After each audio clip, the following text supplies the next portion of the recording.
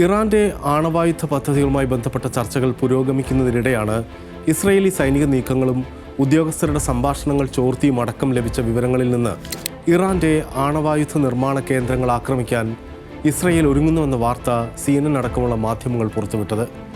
സമവായത്തിന് തയ്യാറാകണമെന്ന American president ട്രംപിന്റെ അന്ത്യശാസനത്തോട് ഏറെയൊന്നും വഴങ്ങാത്ത Iranian നിലപാടിന്റെ പശ്ചാത്തലത്തിലാണ് Israel സൈന്യത്തിന് നീക്കം. ആണവ പദ്ധതികളിൽ കരാറിലെത്തിയില്ലെങ്കിൽ സൈനിക നടപടി ഉണ്ടായേക്കാം. അമേരിക്കൻ ഇന്റലിജൻസ് വിവരങ്ങളുടെ അടിസ്ഥാനത്തിലാണ് റിപ്പോർട്ട്. അമേരിക്കയുമായി ഉടമ്പടിയിലെത്തിയാലും യുറേനിയം സമ്പുഷ്ടീകരണം നടത്താനുള്ള അവകാശം ഇറാൻ ഉണ്ടെന്നാണ് വിദേശകാര്യമന്ത്രി അബ്ബാസ് അറാഖ്ചി കഴിഞ്ഞ ദിവസം പറഞ്ഞത്. അതേസമയം യുറേനിയം സമ്പുഷ്ടീകരണത്തിൽ നിന്ന് വിട്ടുനിൽക്കണമെന്നാണ് കരാറിലെ വ്യവസ്ഥയെന്ന് US പ്രത്യേക പ്രതിനിധി സ്റ്റീവ് വിറ്റ്കോഫ് ആവർത്തിച്ചു. കരാറിലെത്തിയാലും ഇറാൻ ആണവായുധ നിർമ്മാണവുമായി മുന്നോട്ട് പോകാനുള്ള സാധ്യതയാണ് ഇസ്രയേൽ കാണുന്നത്. എന്നാൽ ആക്രമണം സംബന്ധിച്ച് ഇസ്രയേലി ഭരണകൂടം അന്തിമ തീരുമാനമെടുത്തിട്ടുണ്ടോ എന്ന കാര്യത്തിൽ സ്ഥിരീകരണമില്ല.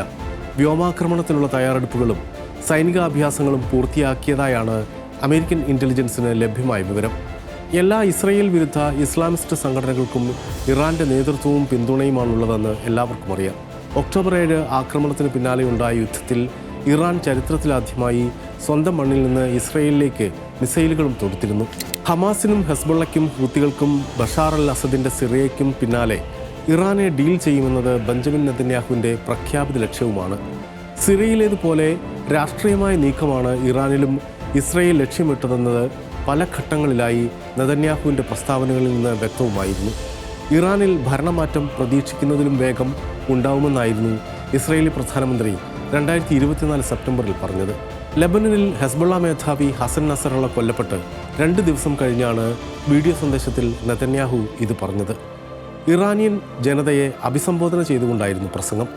2 പുരാതന ജനത, ജൂത ജനതയും പേർഷ്യൻ ജനതയും ഒടുവിൽ സമാധാനത്തിലാവും. ഇസ്രയേലും ഇറാനും തമ്മിൽ സമാധാനമുണ്ടാകും എന്നായിരുന്നു നെതന്യാഹുവിൻ്റെ വാക്കുകൾ.